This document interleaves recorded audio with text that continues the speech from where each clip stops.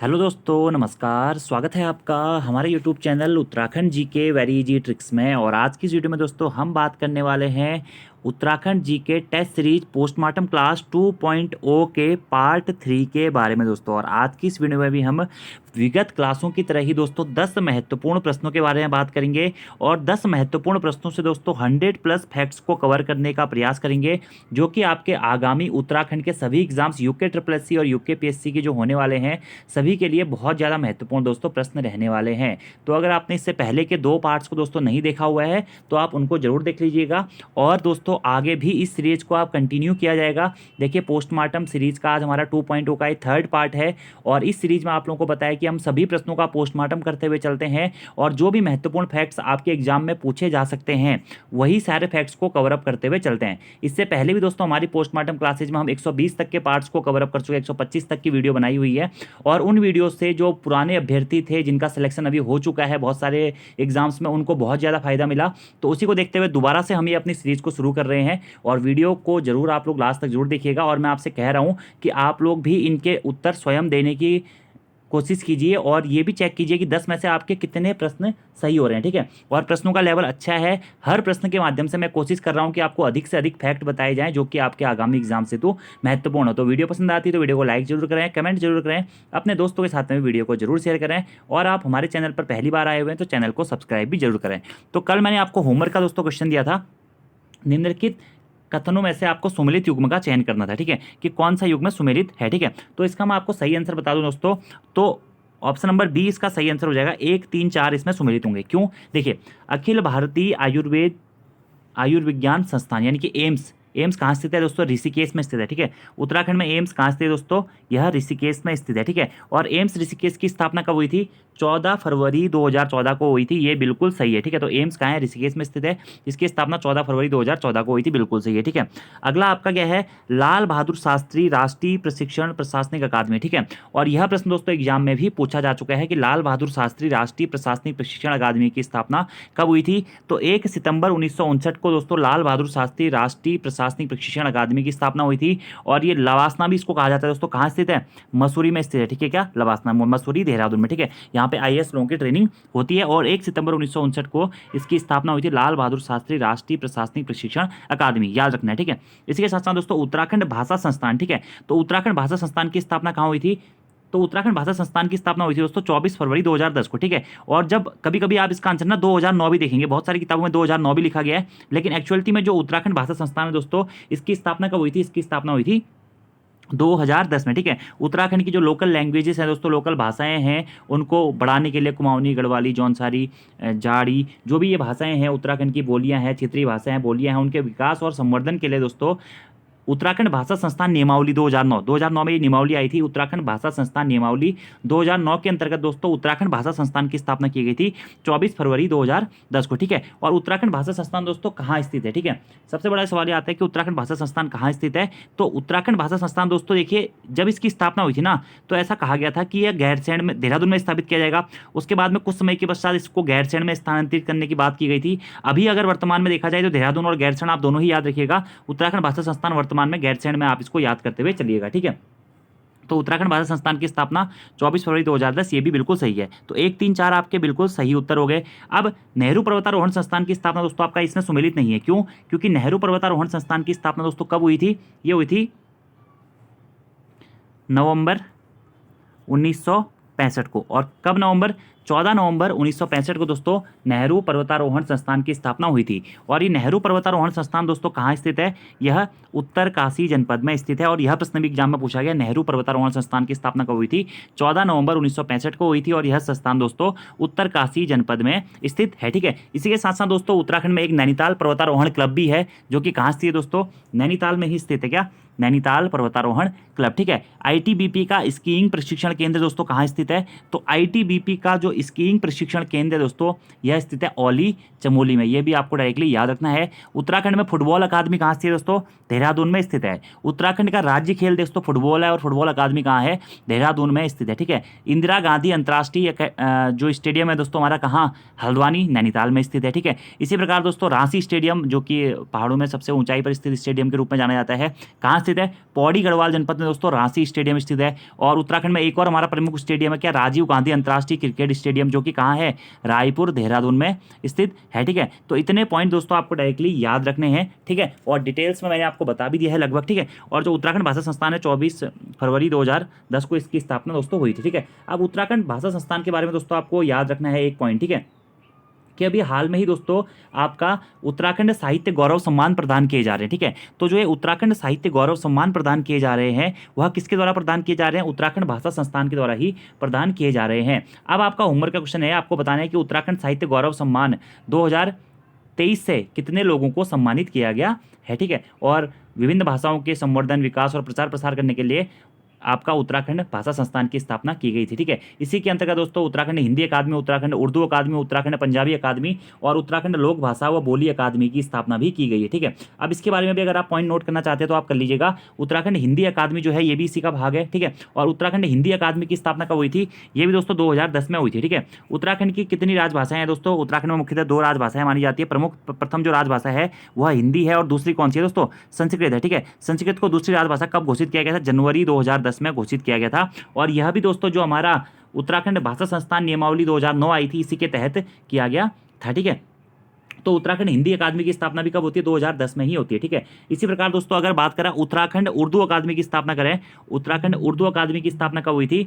ये हुई थी 2013 में। ठीक है, जुलाई 2013 में उत्तराखंड उर्दू अकादमी की स्थापना हुई थी। ठीक है, इसी प्रकार उत्तराखंड पंजाबी अकादमी की स्थापना बात करें, उत्तराखंड पंजाबी अकादमी, तो इसकी स्थापना भी दोस्तों जुलाई 2013 में ही हुई थी। ठीक है, और इसी प्रकार दोस्तों उत्तराखंड लोक भाषा व बोली अकादमी के बारे में बात करें, उत्तराखंड लोक भाषा व बोली अकादमी, इसकी स्थापना कब हुई थी दोस्तों? अगस्त 2016 में उत्तराखंड बोली भाषा व उत्तराखंड लोक भाषा व बोली अकादमी की दोस्तों स्थापना हुई थी। ठीक है, ये आपको डायरेक्टली दोस्तों पॉइंट याद रखने हैं और आपके एग्जाम्स के पॉइंट ऑफ व्यू से बहुत ज़्यादा महत्वपूर्ण रहने वाले हैं।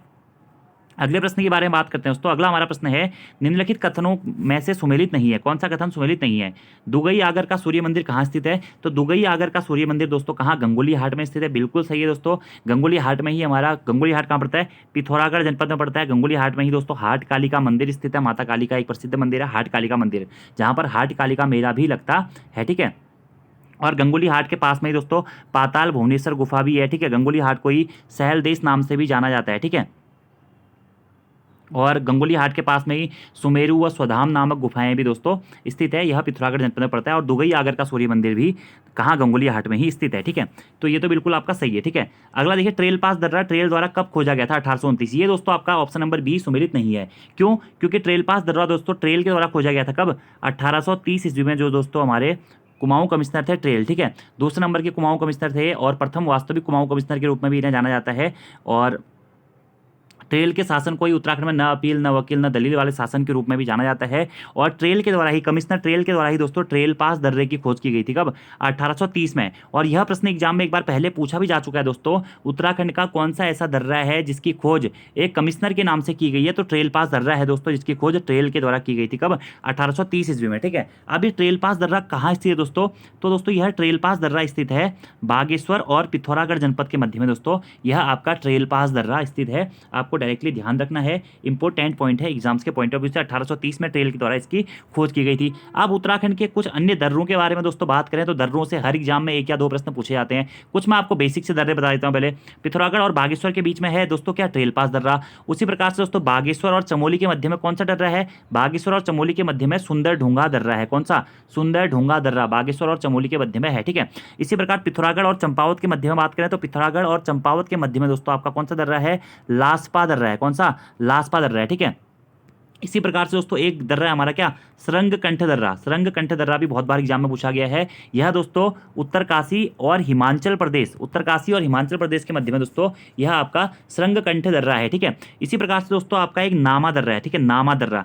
अब नामा दर्रा और माणा दर्रा दोनों अलग अलग है। ठीक है, माणा या माना दर्रा। माना दर्रा कहाँ स्थित है दोस्तों? माणा या माना दर्रा चमोली और तिब्बत के मध्य में स्थित है, ठीक है, चमोली और तिब्बत के मध्य में माना दर्रा स्थित है। वहीं दोस्तों अगर नामा दर्रे की बात करें तो नामा दर्रा कहाँ स्थित है? यह पिथौरागढ़ जनपद में स्थित है, ठीक है। तो नामा दर्रा और सिनला दर्रा ये दोनों कहाँ है दोस्तों? यह पिथौरागढ़ जनपद में स्थित है और ये नामा दर्रा भी एग्जाम में पूछा जा चुका है, ठीक है। इसी प्रकार से दोस्तों सिनला दर्रा भी पिथौरागढ़ में स्थित है, मैंने आपको बता दिया। अब जो सिनला दर्रा है ये भी बहुत ज़्यादा महत्वपूर्ण है, क्यों? क्योंकि सिनला दर्रे को ही दोस्तों यह एक ऐसा दर्रा है जो कि पिथौरागढ़ जनपद में स्थित दारमा और व्यास घाटी को जोड़ता है। तो दारमा घाटी कहाँ स्थित है? पिथौरागढ़ में स्थित है। और व्यास घाटी भी कहाँ स्थित है? यह भी दोस्तों पिथौरागढ़ में स्थित। तो दारमा और व्यास घाटी को जोड़ने वाले दर्रे के रूप में जाना जाता है सिनला दर्रे को। यह प्रश्न भी बहुत ज़्यादा इंपॉर्टेंट है।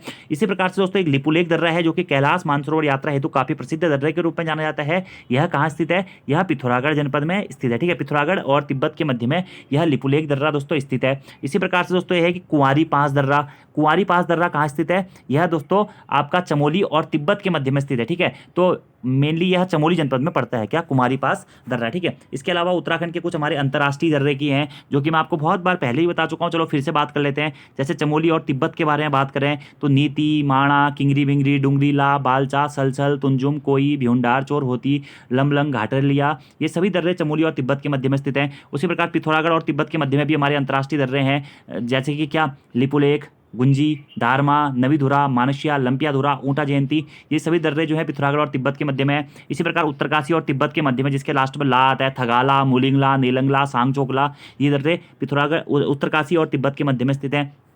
इसी प्रकार से फिर अंतर्राज्यीय दर्रे भी आते हैं चमोली और पिथौरागढ़ के मध्य में जो दर्रे हैं हमारे, जैसे लातूधुरा, टोपी धुंगा, मारचोक, बाराहोती, ये चमोली और पिथौरागढ़ के मध्य में स्थित प्रमुख दर्रे हैं। तो दर्रों का भी हमने पोस्टमार्टम कर दिया है। अगला हमारा है कि मिलम ग्लेशियर, जिसे चीन युद्ध 1962 के बाद बंद कर दिया गया था, यह पुनः कब खोला गया? अब सबसे पहले तो पॉइंट ये आता है दोस्तों, मिलम ग्लेशियर कहाँ स्थित है? तो मिलम ग्लेशियर दोस्तों हमारा पिथौरागढ़ जनपद में स्थित है। कहाँ पे? पिथौरागढ़ जनपद में स्थित है मिलम ग्लेशियर। और इसे दोस्तों भारत चीन युद्ध के बाद में 1962 के बाद में बंद कर दिया गया था। इसे दोबारा कब खोला गया? 1994 में दोस्तों इसे दोबारा खोला गया। अब ये मिलम ग्लेशियर दोस्तों बहुत महत्वपूर्ण है, क्यों? क्योंकि मिलम ग्लेशियर दोस्तों पिथौरागढ़ जनपद में स्थित है और शुद्ध रूप से कुमाऊं मंडल के सबसे बड़े ग्लेशियर के रूप में भी मिलम ग्लेशियर को ही जाना जाता है। और मिलम ग्लेशियर से दोस्तों एक प्रमुख नदी का उद्गम होता है, जिसे बोलते हैं हम क्या? गोरी गंगा नदी। तो गोरी गंगा नदी का उद्गम भी कहाँ से होता है दोस्तों? मिलम ग्लेशियर से ही होता है। ये पॉइंट आपको डायरेक्टली याद रखना है। गोरी गंगा नदी का उद्गम कहाँ से होता है? मिलम ग्लेशियर से होता है। और मिलम ग्लेशियर से लेकर के दोस्तों जौलजीबी में क्योंकि जो गोरी गंगा है यह किसकी? काली नदी की सहायक नदी है और काली और गोरी नदी के संगम पर स्थल पर स्थित है दोस्तों क्या? जौलजीबी, ठीक है, जहाँ पर जौलजीबी मेला भी लगता है, ठीक है। और मिलम से लेकर के जौलजीबी तक इस गोरी गंगा नदी की लंबाई है 104 किलोमीटर, ठीक है। तो गोरी गंगा नदी का उद्गम कहाँ से होता है? यह मिलम ग्लेशियर से ही होता है। और यह गोरी गंगा काली नदी की सहायक होती है और काली गंगा और गोरी गंगा नदी के संगम स्थल पर है दोस्तों हमारा क्या? जौलजीबी, जहाँ पर जौलजीबी मेला भी लगता है। ये आपको डायरेक्टली पॉइंट दोस्तों याद रखना है। और 1994 में इसे खोल दिया गया था, ठीक है। अब पिथौरागढ़ जनपद की बात आई है तो पिथौरागढ़ जनपद में कुछ हमारे अन्य ग्लेशियर भी हैं जो कि इंपॉर्टेंट है, ठीक है। मिलम ग्लेशियर हो गया दोस्तों, नामिक ग्लेशियर हो गया, हीरामणि ग्लेशियर हो गया, पिनौरा ग्लेशियर हो गया, रालम ग्लेशियर हो गया और आपका काली ग्लेशियर हो गया, ठीक है। यह प्रमुख ग्लेशियर दोस्तों हमारे कहाँ? पिथौरागढ़ जनपद में स्थित है, जो कि आपको डायरेक्टली याद रखने हैं। अगला हमारा पॉइंट है कि पुनाड़ू का शिव मंदिर और लुलेरा गुलेरा घाटी किस जनपद में स्थित है? तो पुनाड़ू का सूर्य मंदिर और लुलेरा गुलेरा घाटी दोस्तों हमारा टिहरी गढ़वाल जनपद में स्थित है, याद रखना आपको, ठीक है। तो कौन सा सुमेलित नहीं था? ऑप्शन नंबर बी सुमेलित नहीं था, क्योंकि 1830 इसका सही उत्तर हो जाएगा। अगले प्रश्न की दोस्तों बात करते हैं। अगला हमारा प्रश्न है, निम्नलिखित में से कौन सा संस्थान देहरादून में स्थित नहीं है? अब देखिए संस्थानों के बारे में बात करते हैं। रक्षा कृषि शोध संस्थान, भारतीय सुदूर संवेदी संस्थान, भारतीय खान ब्यूरो और केंद्रीय भू जल संरक्षण अनुसंधान एवं प्रशिक्षण संस्थान। तो इसमें से दोस्तों जो आपका रक्षा कृषि एवं शोध संस्थान है यह देहरादून जनपद में स्थित ना होकर कहाँ स्थित है? अल्मोड़ा जनपद में स्थित है। तो याद रखना आपको, रक्षा कृषि शोध संस्थान देहरादून जिले में स्थित नहीं है। कहाँ स्थित है? अल्मोड़ा जनपद में स्थित है। इसके अलावा दोस्तों भारतीय सुदूर संवेदी संस्थान, जिसे दोस्तों इंग्लिश में बोला जाता है Indian institute of remote sensing, कहाँ स्थित है? देहरादून में स्थित है। भारतीय खान ब्यूरो दोस्तों यह कहाँ स्थित है? यह देहरादून में स्थित है, ठीक है। केंद्रीय भू जल संरक्षण अनुसंधान एवं प्रशिक्षण संस्थान, यह भी दोस्तों आपका देहरादून में स्थित है। इसी प्रकार बात करें भारतीय वन अनुसंधान संस्थान, जिसकी स्थापना 1906 में हुई थी दोस्तों, यह भी कहाँ स्थित है? FRI forest research institute of India, यह भी देहरादून में स्थित है। भारतीय वन्य जीव संस्थान दोस्तों यह भी देहरादून में स्थित है। इसी प्रकार राष्ट्रीय जल सर्वेक्षण कार्यालय दोस्तों यह भी आपका देहरादून में स्थित है, ठीक है। ऐसे दोस्तों Wadia institute of Himalayan geology या Wadia institute of Himalayan geology, ये भी कहाँ स्थित है, देहरादून में ही स्थित है। इसी प्रकार से दोस्तों बात करें ONGC, oil and natural gas corporation, जिसकी स्थापना 1956 में हुई थी, ये भी कहाँ स्थित है, देहरादून में ही स्थित है। इंस्टीट्यूट ऑफ ड्रिलिंग टेक्नोलॉजी, ये भी देहरादून में स्थित है। भारतीय पुरातत्व सर्वेक्षण संस्थान दोस्तों ASI, ठीक है, आर्कियोलॉजिकल सर्वे ऑफ इंडिया, ये भी कहाँ स्थित है, देहरादून में ही स्थित है। सर्वे ऑफ इंडिया यानी कि भारतीय सर्वेक्षण संस्थान भी दोस्तों कहाँ स्थित है, देहरादून में ही स्थित है। भारतीय वनस्पति सर्वेक्षण संस्थान दोस्तों ये भी कहाँ, देहरादून में ही स्थित है, ठीक है। और आपका national institute of technology NIT जो है दोस्तों ये श्रीनगर में स्थित है, ठीक है। NIT कहाँ स्थित है, NIT श्रीनगर में स्थित है। और NIT की स्थापना कब हुई थी, 2009 में हुई थी, श्रीनगर पौड़ी गढ़वाल में यह स्थित है। इतने पॉइंट दोस्तों आपको डायरेक्टली याद रखने हैं। और एक और आप याद रख लीजिएगा, आर्यभट्ट प्रेक्षण विज्ञान एवं शोध संस्थान एरीज दोस्तों यह कहाँ स्थित है, नैनीताल में स्थित है। इतने पॉइंट आपको इस प्रश्न से याद रखने हैं। अगला हमारा प्रश्न है दोस्तों, निम्नलिखित कथनों में से कौन से कथन बद्रीनाथ मंदिर के विषय में सत्य है, ठीक है। अब बद्रीनाथ मंदिर दोस्तों सबसे पहले आपको पता होना चाहिए कि बद्रीनाथ मंदिर कहाँ है। तो बद्रीनाथ मंदिर दोस्तों हमारा चमोली जनपद में स्थित है, ठीक है। और बद्रीनाथ मंदिर को ही विशाल बद्री के नाम से भी जाना जाता है, श्री श्री श्री बद्रीनाथ धाम, ठीक है। तो बद्रीनाथ मंदिर के बारे में कौन कौन से दोस्तों कथन सत्य हैं। बद्रीनाथ मंदिर को सिंह द्वार, मंडल द्वार और गर्भद्वार में विभाजित किया गया है।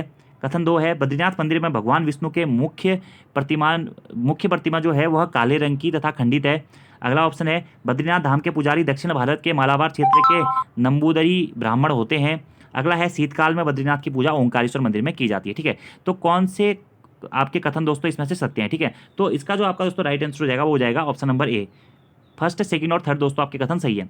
देखिए बद्रीनाथ मंदिर, सबसे पहले हम बात करते हैं थोड़ा सा बेसिक के बारे में। बद्रीनाथ मंदिर दोस्तों कहाँ, देखिए उत्तराखंड में दोस्तों क्या है, पंचबद्री है और पंचकेदार है, ठीक है। पंचबद्री में पांचों जो बद्री विशाल यानी कि भगवान विष्णु के मंदिर हैं, जो कि पांचों बद्री कहाँ, चमोली जनपद में स्थित है। जिसमें सबसे पहला बद्री आता है विशाल बद्री, जिसे बद्रीनाथ नाम से भी नाम से जाना जाता है, विशाल बद्री, ठीक है। अगला दोस्तों हमारा आदि बद्री, जिसे प्रथम बद्री के रूप में जाना जाता है। अगला दोस्तों हमारा है भविष्य बद्री, जिसे फ्यूचर के बद्री के रूप में जाना जाता है। अगला दोस्तों वृद्ध बद्री, जो कि पुराने बद्री के रूप में जाना जाता है। और अगला है दोस्तों योग ध्यान बद्री। ये पांचों जो बद्री हैं यह चमोली जनपद में ही स्थित हैं। इसी प्रकार से दोस्तों पंच केदार है। पंच केदार में कौन कौन से केदार हैं, एक तो तुंगनाथ हो गया, ठीक है। दूसरा दोस्तों आपका रुद्रनाथ हो गया। अगला हो गया मदमेश्वर नाथ हो गया। अगला हो गया कल्पेश्वर नाथ। और अगला हो गया दोस्तों केदारनाथ, ठीक है। तो अब जो ये पंच केदार हैं, पंच केदार में से 3 केदार जो हैं वह रुद्रप्रयाग जनपद में स्थित है। तो रुद्रप्रयाग जनपद में कौन कौन से केदार स्थित हैं, तो रुद्रप्रयाग में दोस्तों तुंगनाथ हो गया, मदमेश्वर नाथ हो गया और केदारनाथ हो गया। ये तीनों केदार दोस्तों हमारे रुद्रप्रयाग जनपद में स्थित हैं। और जो 2 केदार हमारे बचे कौन कौन से दोस्तों, आपका कल्पेश्वर महादेव मंदिर या कल्प केदार और रुद्रनाथ, ये दोनों केदार दोस्तों हमारा चमोली जनपद में स्थित है। अब यहाँ पर बद्रीनाथ मंदिर के बारे में बात आ रही है। तो बद्रीनाथ मंदिर हमारा चमोली जनपद में स्थित है। और विशाल बद्री को या प्रथम बद्री को ही बद्रीनाथ धाम के रूप में जाना जाता है। और बद्रीनाथ धाम को ही दोस्तों मुक्तिप्रदा, योग सिद्धा, बद्रीवन, बद्रिकाश्रम, विशाला, नर नारायण आश्रम आदि नामों से जाना जाता है। और चारों धामों में से एक प्रसिद्ध धाम के रूप में इसे जाना जाता है, जो कि समुद्र तल से दोस्तों आपका 3133 मीटर की ऊंचाई पर स्थित है। और दोस्तों इस बद्रीनाथ धाम के बारे में कहा जाता है कि यह नर और नारायण नामक 2 पर्वत श्रेणियों के मध्य में स्थित मंदिर है, ठीक है। नर और नारायण मंदिरों के मध्य में स्थित मंदिर के रूप में दोस्तों इसे जाना जाता है, जिसमें नर कहा जाता है अर्जुन को और नारायण दोस्तों भगवान विष्णु को कहा जाता है, ठीक है। और कौन से पर्वत शिखर की तलहटी पर स्थित है, तो नीलकंठ नामक पर्वत शिखर की तलहटी पर स्थित दोस्तों इसे माना जाता है, ठीक है। अब बद्रीनाथ मंदिर में दोस्तों 3 द्वार हैं, सिंह द्वार, मंडल द्वार और गर्भद्वार। ये बिल्कुल सही है दोस्तों। बद्रीनाथ मंदिर के जो है दोस्तों इसमें मुख्यतः हमारे 3 द्वार होते हैं, आपको याद रखना है। या बद्रीनाथ मंदिर समूह दोस्तों 3 भागों में बांटा गया है, सिंह द्वार, मंडल द्वार और गर्भ द्वार, ठीक है। अगला पॉइंट है, बद्रीनाथ मंदिर में भगवान विष्णु के मुख्य प्रतिमा काले रंग की तथा खंडित है। बिल्कुल सही है दोस्तों कि जो ये भगवान विष्णु की यहाँ पे मुख्य प्रतिमा है, यह चिंतन मुद्रा में है, काली रंग की है और खंडित है। यह खंडित कैसे हुई दोस्तों, ऐसा कहा जाता है कि बद्रीनाथ मंदिर की जो स्थापना है दोस्तों यह आदि गुरु शंकराचार्य जी के द्वारा की गई थी, ठीक है। शंकराचार्य जी के द्वारा जब इस मंदिर की स्थापना की गई थी, या जब ये शंकराचार्य जी इस क्षेत्र में आए थे, तो यहाँ पर बौद्ध धर्म का बोलबाला था। और बौद्धों के द्वारा जो भगवान विष्णु की ये प्रतिमा थी, इसको नारद कुंड, जो कि बद्रीनाथ में ही स्थित है, नारद कुंड में डाल दिया गया था। तो जब शंकराचार्य जी यहाँ पर आए तो उन्होंने नारद कुंड से इस प्रतिमा को निकाला। तो नारद कुंड से जब इस प्रतिमा को निकाला जा रहा था तो यह मूर्ति खंडित हो गई थी, ठीक है। और काले रंग की ये प्रतिमा है और खंडित रंग में है, इसीलिए दोस्तों यह प्रतिमा खंडित के रूप में जानी जाती है। और आदि गुरु शंकराचार्य को दोस्तों इसके संस्थापक, बद्रीनाथ धाम के संस्थापक के रूप में जाना जाता है। ठीक है, आप किताबों में कहीं कहीं दोस्तों आप अजयपाल को भी इसके संस्थापक के रूप में देखेंगे और कत्यूरियों का भी यहाँ पे योगदान देखने को मिलता है। तो आप ऑप्शंस के अकॉर्डिंग देख लीजिएगा। अगर बद्रीनाथ मंदिर के संस्थापक के बारे में पूछा जाए तो शंकराचार्य जी हैं। इसके अलावा दोस्तों अजयपाल के शासनकाल में भी इस मंदिर का निर्माण किया कार्य शुरू किया गया था और मंदिर को पूर्ण कराने का श्रेय दोस्तों कत्यूरी राजवंश के राजाओं को जाता है। ठीक है, यह मंदिर दोस्तों किस शैली में है यह भी एक विवाद है। कहीं कहीं आप पढ़ेंगे शंकुधारी शैली में है, कहीं कहीं आप पढ़ेंगे मुगल शैली में है, तो अलग अलग इसके प्रावधान है। ठीक है, अगला दोस्तों बद्रीनाथ धाम के पुजारी दक्षिण भारत के मालाबार क्षेत्र के नंबूदरी ब्राह्मण होते हैं। ये दोस्तों बिल्कुल सही है। यह प्रश्न एग्जाम में भी दोस्तों पूछा गया है कि जो बद्रीनाथ धाम के पुजारी हैं यह मुख्यतः कहाँ के हैं, दक्षिण भारत के मालाबार क्षेत्र के नंबूदरी ब्राह्मण दोस्तों इसके क्या हैं, मुख्यतः पुजारी होते हैं। कि बद्रीनाथ मंदिर के बारे में बात करें तो ग्रीष्म काल में दोस्तों ये मंदिर खुलता है, शीतकाल में ये मंदिर बंद रहता है। ठीक है, इसके जो कपाट हैं वह अप्रैल मई के माह में खुलते हैं और नवंबर दिसंबर के माह में दोस्तों इसके कपाट बंद हो जाते हैं या बंद कर दिए जाते हैं। आपको ये पॉइंट ध्यान रखना है। ठीक है, और दक्षिण भारत के मालाबार क्षेत्र के दोस्तों इसके पुजारी हैं। ठीक है, और इन जो बद्रीनाथ धाम के पुजारी हैं इसको क्या रावल कहा जाता है, इनको क्या रावल कहा जाता है और ये शंकराचार्य जी के वंशज कहे जाते हैं।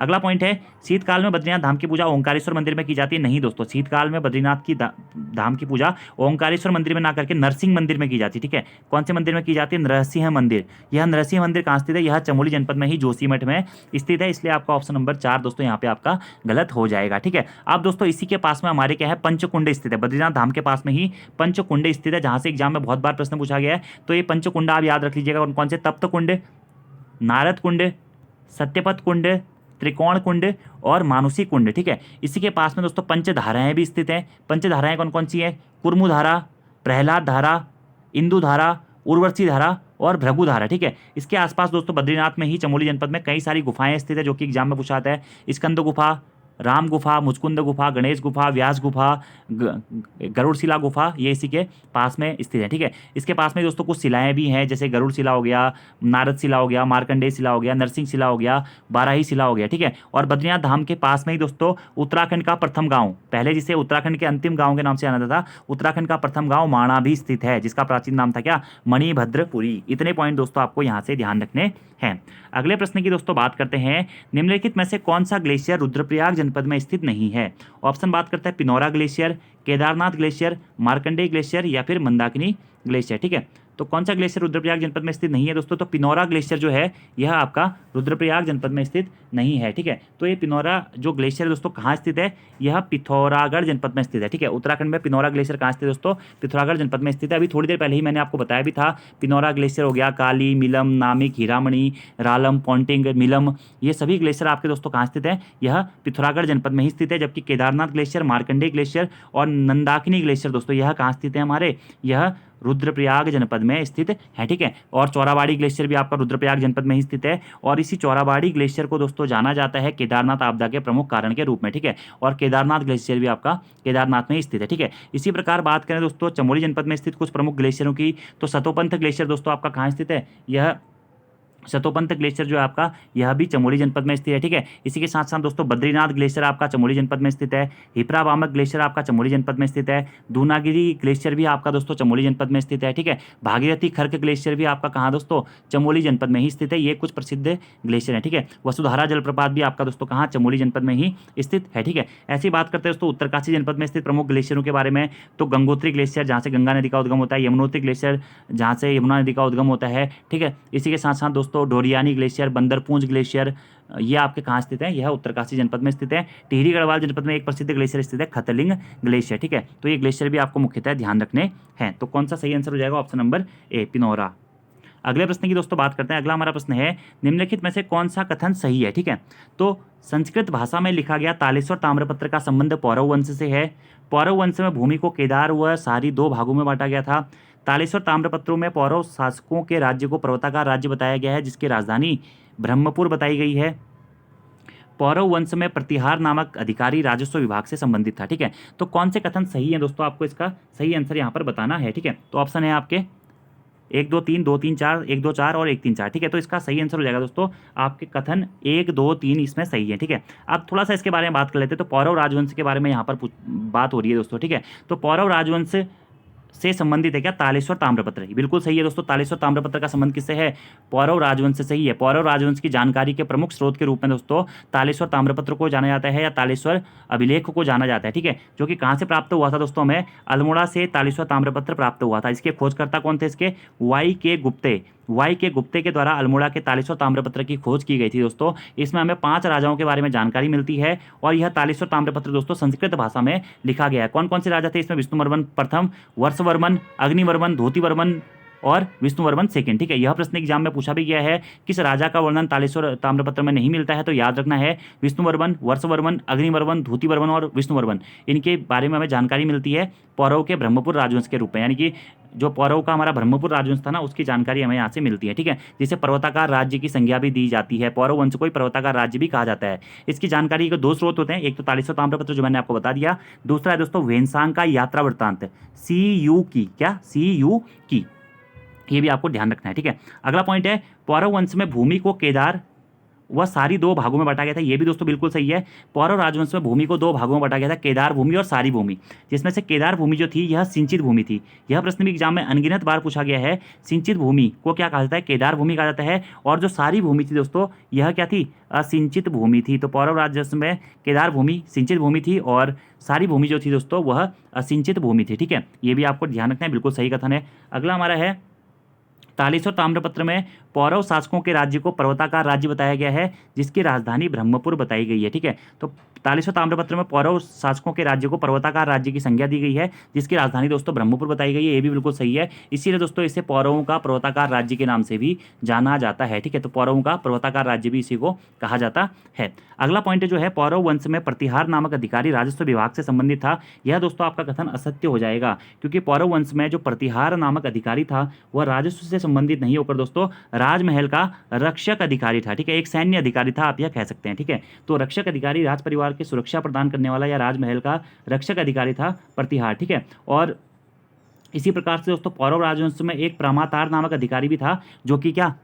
जो प्रामातार था ना, प्रामातार, ये राजस्व विभाग से संबंधित था, क्या? प्रामातार, ठीक है। जबकि जो प्रतिहार नामक अधिकारी था यह राज परिवार को सुरक्षा प्रदान करने का कार्य करता था, ठीक है। पौरव राजवंश में दोस्तों 3 प्रकार के टैक्स लिए जाते थे।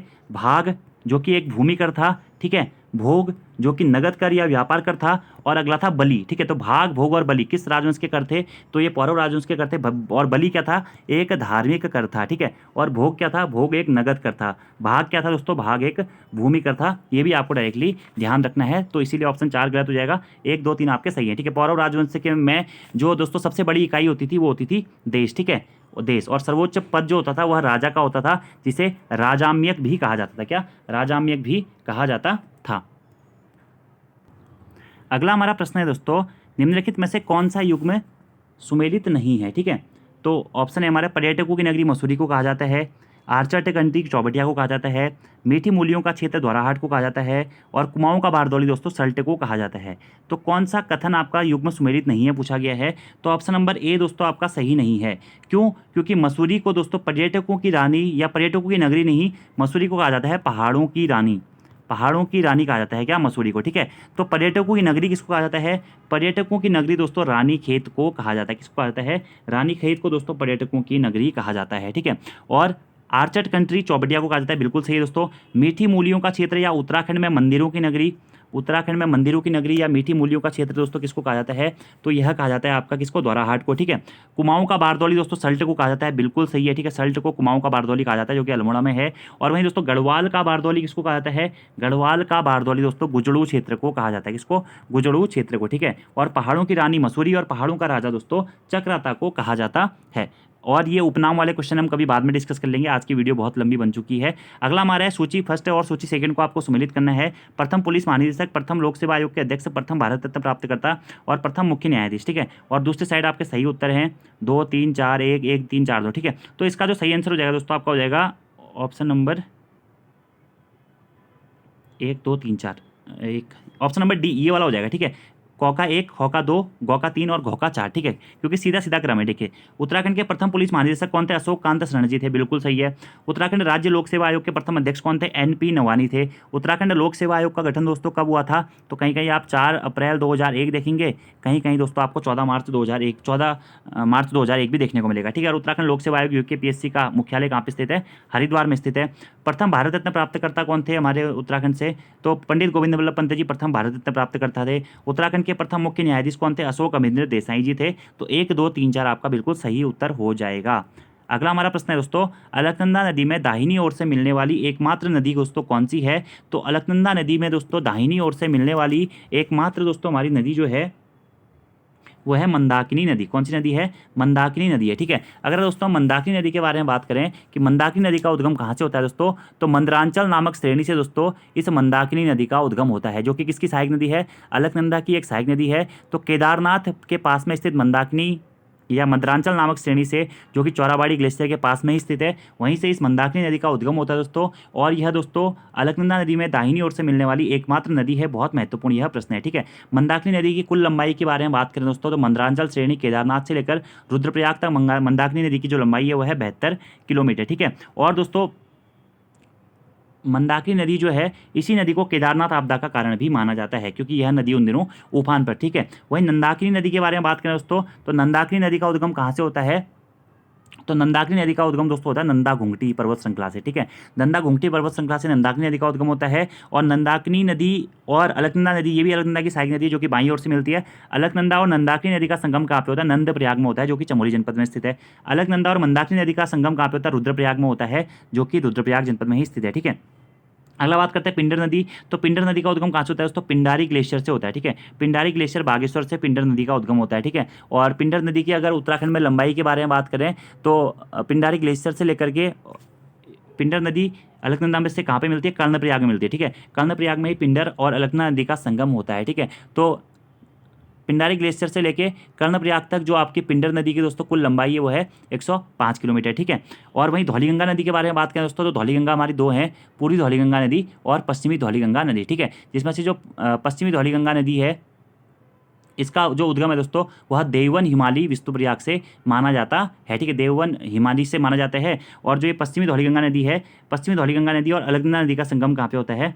और पश्चिमी धौलीगंगा नदी का संगम कहाँ पे होता है दोस्तों? विष्णुप्रयाग में होता है, ठीक है। तो पंचप्रयाग में हमारे 5 प्रयाग है। सबसे पहला प्रयाग है विष्णुप्रयाग, जहाँ पे अलकनंदा और पश्चिमी धौलीगंगा नदी का संगम होता है, ठीक है। पश्चिमी धौलीगंगा नदी को विष्णुगंगा भी कहा जाता है, ठीक है। दूसरा प्रयाग है दोस्तों नंदप्रयाग, जहाँ पे अलकनंदा और नंदाकिनी नदी का संगम होता है। तीसरा प्रयाग है आपका कर्णप्रयाग, जहाँ पे अलकनंदा और पिंडर नदी का संगम होता है। और चौथा प्रयाग है आपका दोस्तों देवप्रयाग, जहाँ पे अलकनंदा और भागीरथी यानी कि सास बहू का संगम होता है। ये पॉइंट आपको डायरेक्टली याद रखना है। और एकमात्र दाहिनी ओर से मिलने वाली नदी कौन सी है? मंदाकिनी नदी है, ठीक है। अगला दोस्तों आपके लिए प्रश्न है कि उत्तराखंड की कौन सी ऐसी नदी है जिसका जल देवताओं को नहीं चढ़ता है? आपको बताना है। अगला हमारा प्रश्न है, असत्य कथन का चुनाव कर सही उत्तर का चयन कीजिए, ठीक है। खतड़ू कुमाऊं का एक त्यौहार है जो अश्विन की संक्रांति को मनाया जाता है। छोई विवाह उत्सव में वर वधू द्वारा एक दूसरे को दी जाने वाली मिठाई, मेवे और फल हैं। घात हलन दुश्मन के अनिष्ट के लिए देवता के मंदिर में पुकार लगाना है। कंकड़ मृतक की चिता में लकड़ी डालने वाले को दी जाने वाली मिठाई, जिसे ऋण उतार के रूप में समझा जाता है, ठीक है। तो इसमें से आपको बताना है कि कौन सा कथन आपका सही, असत्य कथन का चुनाव करना है, ठीक है, जो गलत है, ठीक है। तो ऑप्शन नंबर डी दोस्तों आपका इसका सही उत्तर हो जाएगा, मानिए कि जो असत्य है, ठीक है। इससे पहले बात करते हैं खतड़वा क्या है दोस्तों? उत्तराखंड का या कुमाऊं का एक लोक त्यौहार है, जो कि अश्विन के संक्रांति को मनाया जाता है। इसे गाय बच्चियों के त्यौहार के रूप में या पशुओं के त्यौहार के रूप में जाना जाता है। और दोस्तों इसका संबंध इतिहास से भी माना जाता है। लक्ष्मी चंद की 7 बार हारने के पश्चात एक छोटी सी विजयी के पश्चात में मनाए जाने वाले उत्सव के रूप में भी खतड़वा उत्सव को मनाया जाता है। दोनों ही कंडीशन में ये सही है, ठीक है। खतड़वा एक त्यौहार है जो कि अश्विन की संक्रांति को मनाया जाता है। मुख्यतः 17 सितंबर को यह मनाया जाता है। छोई क्या होता है दोस्तों? छोई दोस्तों विवाह उत्सव में वर या वधू पक्ष द्वारा एक दूसरे को दी जाने वाली मिठाई, मेवे और फल को उत्तराखंड में छोई कहते हैं, ठीक है। उत्तराखंड के कल्चर से रिलेटेड ये प्रश्न है, ठीक है। अगला दोस्तों घात हालना, ठीक है। घात हालना आप लोगों ने सुना भी होगा कि मतलब क्या? दुश्मन के अनिष्ट करने के लिए देवता के मंदिर में पुकार लगाना, ठीक है। प्राचीन समय में न्याय के जो देवता है हमारे उत्तराखंड में कुमाऊं में गुरु देवता को जाना जाता है। न्याय की देवी के रूप में भगवती माता को जाना जाता है, ठीक है, या कोटगाड़ी माता को जाना जाता है। तो दुश्मन के अनिष्ट के लिए देवता के मंदिर में पुकार डालना वही न्याय का एक तरीका था, जिसे कहते थे घात हालन, ठीक है। अगला दोस्तों जो है कंकड़, ये जो मृतक की चिता में लकड़ी डालने वाले को दी जाने वाली मिठाई, जिसे ऋण उतार के रूप में भी समझा जाता है, इसको क्या कहते हैं दोस्तों? इसको कहते हैं कठ उतार। क्या कहते हैं इसे? कठ उतार कहते हैं, ठीक है। तो मृतक की चिता में लकड़ी डालने वाले को दी जाने वाली मिठाई जिसे ऋण उतार के रूप में भी समझा जाता है, इसे कट उतार कहते हैं। वही कंकड़ क्या होता है दोस्तों? कंकड़ होता है विवाह के समय पीले कपड़े के टुकड़े में सिक्का लपेटकर वर वधू की कलाई में बांधे जाने वाला जो कंगन होता है उसको कहते हैं कंकड़। ठीक है, तो ये थे दोस्तों आपके आज के महत्वपूर्ण प्रश्न, जो कि उत्तराखंड के 10 महत्वपूर्ण प्रश्न थे। और आशा करता हूँ कि हमने 10 से दोस्तों लगभग 200 प्रश्न बना दिए होंगे। और आपको ये वीडियो कैसी लगी कमेंट बॉक्स में जरूर बताइएगा। और दोस्तों अगर आप उत्तराखंड के आगामी एग्जाम से तो दोस्तों प्रैक्टिस सेट्स के बैचेस से जुड़ना चाहते हैं या इसी प्रकार के प्रश्नों की प्रैक्टिस करना चाहते हैं तो प्ले स्टोर से हमारी application Uttarakhand GK very easy tricks को जरूर डाउनलोड कर लें। उस एप्लीकेशन में आपको ये चीज़ें डिटेल्स में मिल जाती हैं। तो आज की इस वीडियो में दोस्तों इतना ही। Thank you, thanks for watching video, see you next time, धन्यवाद।